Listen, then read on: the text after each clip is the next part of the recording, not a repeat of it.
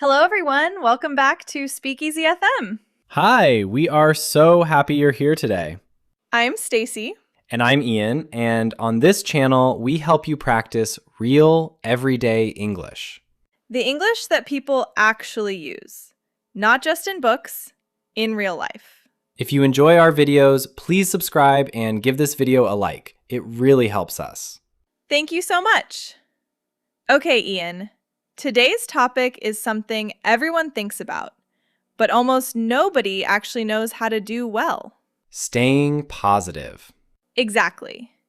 Today, we're talking about how to stay positive every day. But the real version, not the fake, forced version.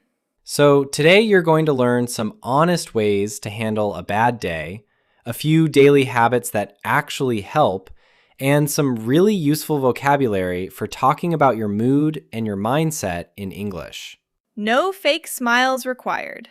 Thank goodness, because my fake smile looks like I'm in pain. It really does. Before we start, if you want to shadow with this video, listen to each sentence and try to repeat it right after us. If we're too fast, you can slow the video down. You don't have to catch or repeat every sentence. Just repeat what you can and keep going. Little by little, it will get easier. Okay, let's talk about staying positive. So when I hear stay positive, I picture someone smiling through absolutely everything, like nothing ever bothers them. That's actually a pretty common misunderstanding. Staying positive doesn't mean pretending bad things don't happen. Then what does it mean?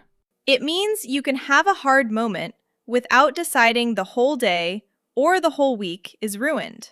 Okay, give me an example, because right now that sounds a little abstract. Sure. Let's say you spill something on your shirt right before a meeting. That's oddly specific. It happened to me last month, actually. A whole splash of orange juice right on my sleeve, 10 minutes before I had to present. What did you do? For about 30 seconds, I panicked. Then I changed into the spare cardigan I keep at my desk and just moved on. You keep a spare cardigan at your desk? Always. That's a different tip for a different day. Noted. So staying positive there wasn't about pretending the juice didn't happen. Right. It was about not turning one small accident into, today is a disaster and nothing will go right. I do that constantly. One bad thing happens in the morning, and suddenly I've decided the entire day is cursed. A lot of people do that. Your brain takes a small problem and treats it like proof that everything is going wrong. So real positivity is more like not overreacting to the small stuff? That's a big part of it. It's also allowing yourself to actually feel frustrated or disappointed without rushing to hide it. So it's not never feel bad, it's don't get stuck there longer than you need to. Exactly. There's a difference between feeling something and staying in it. Staying positive is really about how quickly and how kindly you can move yourself forward. Kindly. I like that word there, because sometimes when I try to be positive, I actually just get annoyed at myself for feeling bad in the first place. That happens a lot. People tell themselves, stop being negative, in a pretty harsh tone, which usually just adds guilt on top of whatever they were already feeling. So even the effort to be positive can turn into another way of being hard on yourself. It really can. The healthiest version is gentle. More like, okay, that was rough. What's one small thing I can do right now? Is there a difference between optimism and just being positive, or are those the same thing? I'd say optimism is more about expecting good outcomes in general. Staying positive is more about how you handle whatever actually happens, good or bad. So you can be realistic about a situation and still stay positive about how you deal with it. Exactly. You don't need to believe everything will work out perfectly. You just need to trust that you can handle it even if it doesn't. That feels a lot more achievable than forcing myself to believe every outcome will be great. Because sometimes it won't be, and pretending otherwise usually just sets you up for a harder landing. Let's talk about habits, because staying positive isn't really about one big decision. It's more about small things you do regularly. What kind of small things? For me, it's naming 3 things I'm grateful for before I get out of bed. Doesn't have to be huge. Sometimes it's just, I slept well, or it's not raining. Does that actually change your mood? It shifts my attention. Instead of immediately thinking about my to-do list, I start the day noticing something good, even something tiny. I've heard of gratitude journals, but I never actually tried one. You don't need a journal. You can just think it, or say it out loud while you're getting dressed. I might try that tomorrow, assuming I remember, and assuming I haven't already stepped on something. What do you usually step on? Honestly, unclear.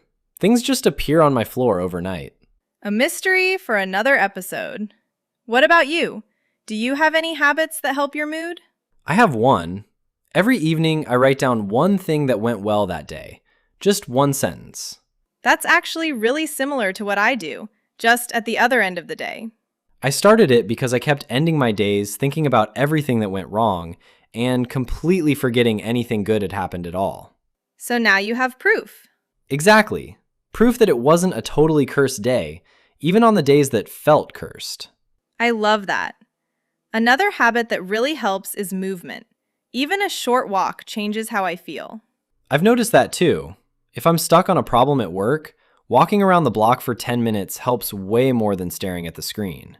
Your body and your mood are connected more than people realize. When you're stiff and stuck in one spot for hours, your thinking gets stuck too. What about talking to people? Does that count as a habit? Definitely. A short conversation with someone you actually like can completely change your mood. Even 5 minutes. I have a friend I text almost every morning. Just something small. How's your day starting? Nothing deep. That's a lovely habit. Small, consistent contact with people you care about. It doesn't need to be a huge, meaningful conversation every time. No, most of the time it's not. It's just a little reminder that you're not doing the day completely alone. So basically, gratitude, a little movement, and a little connection. Small habits, repeated often. That's really the whole secret. Okay, but what happens on days when none of that works? When you wake up and everything just feels heavy? Those days happen to everyone, including me. Habits help, but they're not magic. So what do you actually do on those days? First, I try to name what's actually going on instead of just feeling generally awful. Like, is this stress? Or is this sadness? Or is this just tiredness? Does naming it help? A surprising amount. I'm exhausted is a lot easier to deal with than a vague cloud of everything is bad. That makes sense. If I know exactly what's wrong, I can actually do something about it. Right. Tiredness needs rest. Stress might need a plan. Sadness might just need time or someone to talk to. I have a bad habit of doing the opposite. When I feel off, I scroll through my phone for an hour and somehow I feel worse afterward. A lot of people do that. It feels like a break, but it's usually not actually restful. It's more like numbing than resting. That's a good way to put it. What helps you get out of that loop? Honestly, just putting the phone in another room. If it's not in my hand, I do something else. Sometimes the smallest change makes the biggest difference. What else helps on a genuinely bad day? For me, lowering my expectations for the day helps a lot. Instead of trying to be productive and cheerful, I just aim for get through it reasonably. That's really healthy, actually. You're not demanding a full recovery in one afternoon. Exactly. Some days the goal isn't have a great day. The goal is just don't make it worse. I also think it helps to remember that a bad day doesn't erase all the good days before it. It just feels that way in the moment. It really does. Our brains are strangely good at forgetting the good stuff the second something goes wrong. One bad meeting, and suddenly I've forgotten every good thing that happened that week. That's why it's useful to have some kind of record, like your one good thing notes. When your brain forgets, you have actual proof sitting right there. I never thought about it that way. It's not just a mood tool, it's evidence for the bad days. Exactly. Evidence that things have been okay before, and they'll probably be okay again. What about when a bad day turns into a bad week? Does the same approach still work? Mostly yes, but I'd add one thing. If it stretches into a bad week, it's worth asking whether something specific needs to actually change, not just be managed. Like what? Maybe you're not sleeping enough. Maybe a certain task or a certain person is draining you every single day. Small coping habits help in the moment, but they can't fix an ongoing problem underneath. So the daily habits are for the weather, and something bigger might need to change if it's actually the climate.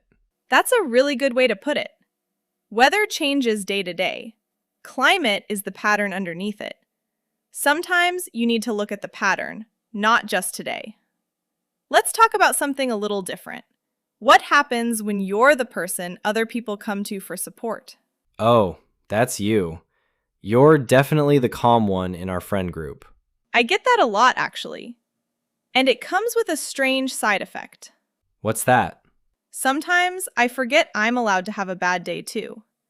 People assume I'm fine because I usually seem fine. Do you ever tell people when you're actually struggling? I'm working on it. For a long time, I didn't because I didn't want to disappoint anyone who was counting on me to be steady. That sounds exhausting, honestly. Always being the strong one. It can be. I remember one week I was completely drained, and a friend called needing to talk through something stressful. I just listened for an hour, even though I had nothing left to give. Did she know you were struggling too? No, because I never said anything. Afterward, I felt a little resentful, which wasn't fair to her. She didn't know. So the fix wasn't avoiding her calls, it was actually telling her. Exactly. The next time we talked, I said, "I'm glad you called, but I've had a hard week myself." And she completely understood. That seems like it should be obvious, but I think a lot of people avoid saying that. We do because we're scared it'll seem like we're making their problem about us. But really, you're just being honest about your own limits. Right. And honestly, people usually respect that more than they'd resent it. What about the other side? When someone comes to you with a problem, do you always try to make them feel better right away? I used to. I'd jump straight to advice or something reassuring before I even fully understood what they needed. What changed?